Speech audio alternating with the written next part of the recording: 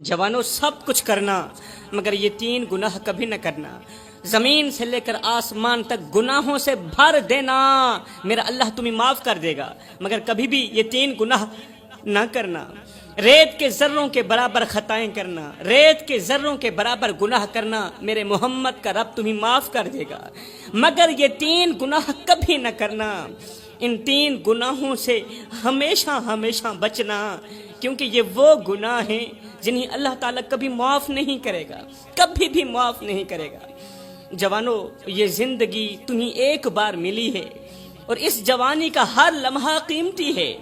दुनिया की रंगीनियां तुम्हें अपनी तरफ खींचेंगी, दुनिया के मेले, दुनिया की लज्जतें तुम्हें अपनी तरफ खींचेंगी, तुम्हें बहकाने के लिए हजारों दरवाजे खुलेंगे और तुम्हारे कदम लड़खड़ाएंगे, मगर याद रखना हर गुनाह की माफी है, हर खता की माफी है, हर लग़्ज़िश पर रब का दरवाजा खुला है, मगर कुछ गुनाह ऐसे हैं जो रब की रहमत के दरवाजे हमेशा के लिए बंद कर देते हैं। इन तीन गुनाहों का अंजाम ना सिर्फ दुनिया में जिल्लत है बल्कि आखिरत में भी बहुत बड़ा अजाब है। ये बात तुम्हारे दिल पर नक्श हो जानी चाहिए कि रब बहुत मेहरबान है मगर अदल करने वाला भी है। अल्लाह मेहरबान है, अदल करने वाला भी है, इंसाफ करने वाला भी है और इंसाफ पसंद भी है।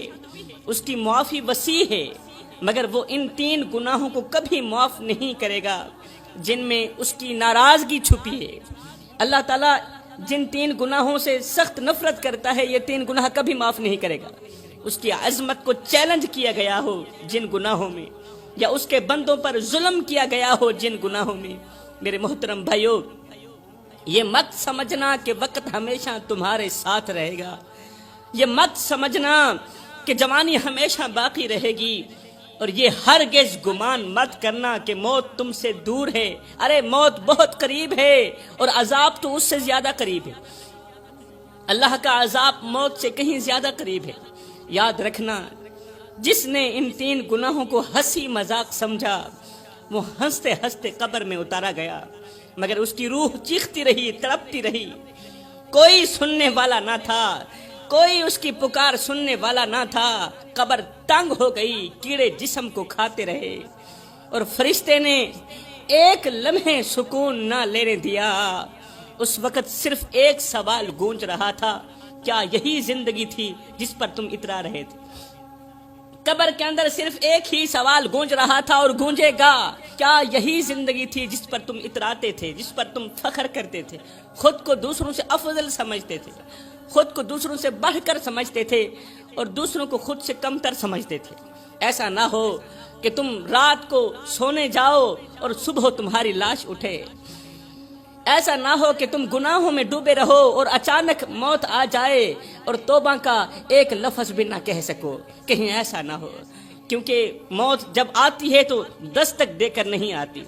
वैसे तो मौत हमें बताकर आती है, वैसे तो मौत हमें पैगाम देकर आती है कि मैं आ रही हूँ। मलकुल मौत बता कर आता है, क्योंकि हजरत सैयदना याकूब अलैहिस्सलातु वस्सलाम ने कहा था, ए मलकुल मौत, जब मेरी रूह निकालने आना तो पहले मुझे बताना। मलकुल मौत ने कहा ठीक है।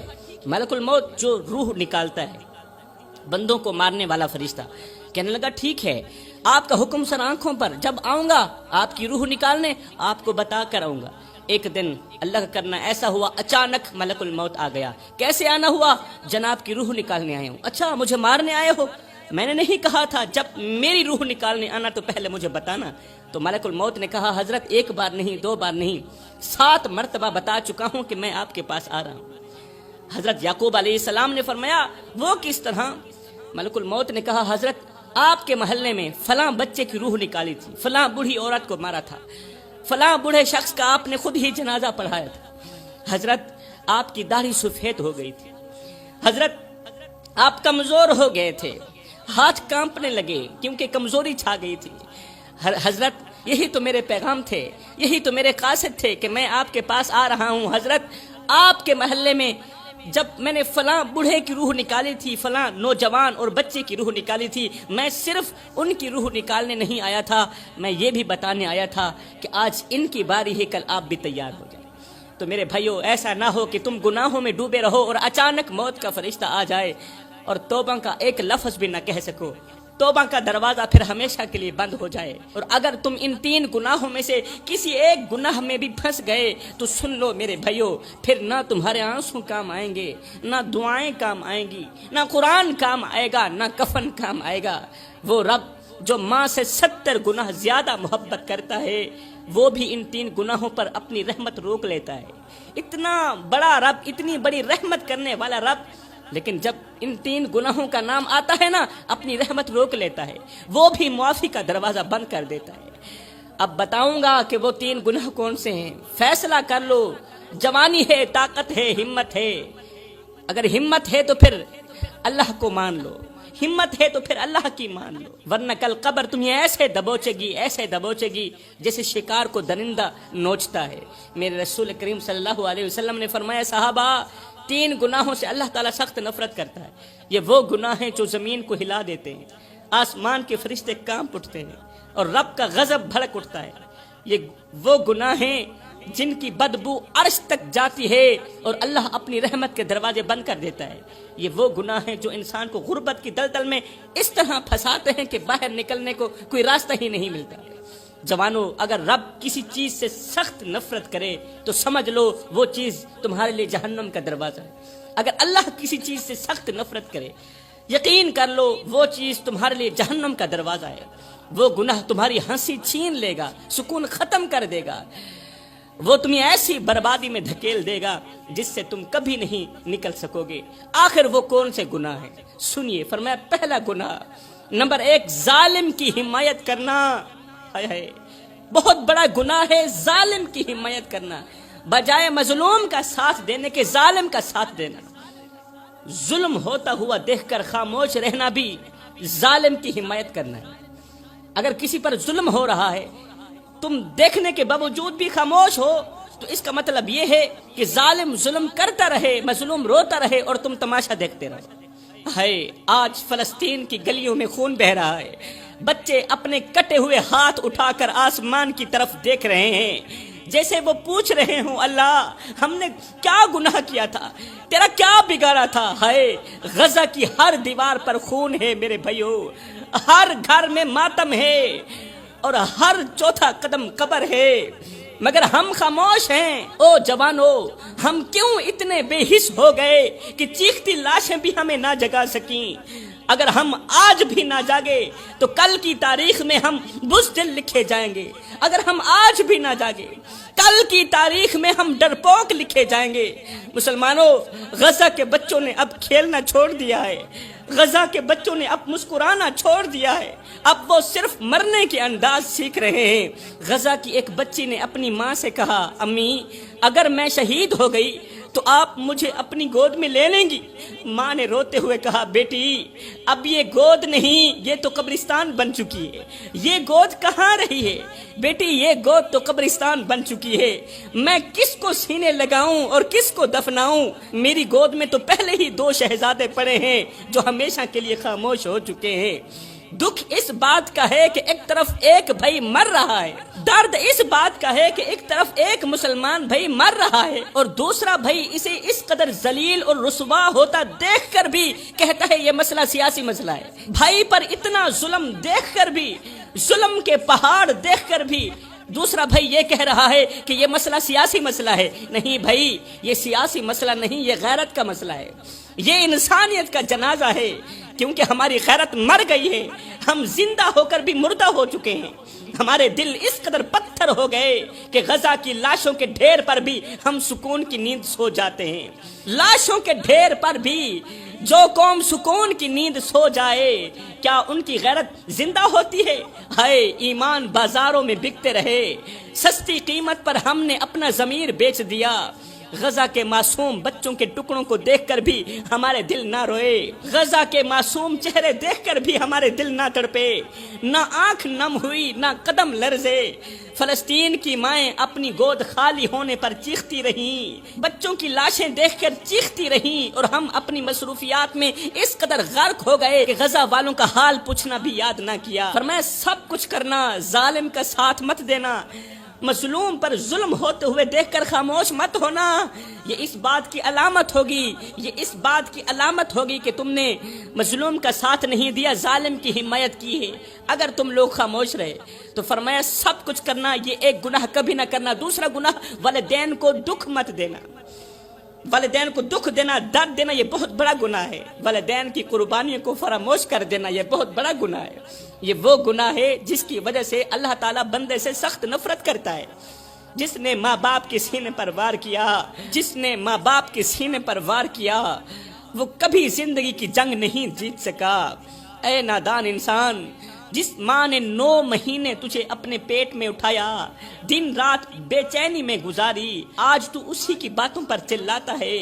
وہ باپ جس نے تیرے نام پر اپنی جوانی قربان کر دی، آج تو اس باپ کے آگے چلاتا ہے، اس باپ کی باتیں تجھے اچھی نہیں لگتی۔ یاد رکھ، جس نے ماں کی ممتا کو ٹھکرا دیا، اس کی قسمت خود اس پر لعنت بھیجتی ہے۔ جس نے باپ کی قربانیوں کو فراموش کر دیا، اس کی قسمت خود اس پر لعنت بھیجتی رہی۔ جس باپ نے دھوپ میں جل کر تیرے لیے سائے کا انتظام کیا، وہی باپ آج تیرے لفظوں سے جھلس رہا ہے۔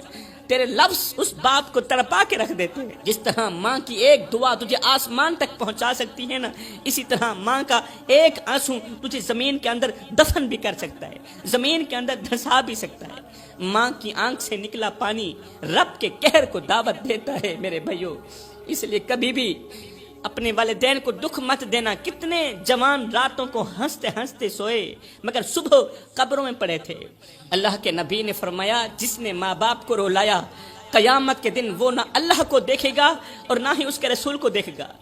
جس پر رب کی نظر نہ ہو، اس کا وجود دنیا میں صرف ایک لعنت بن جاتا ہے۔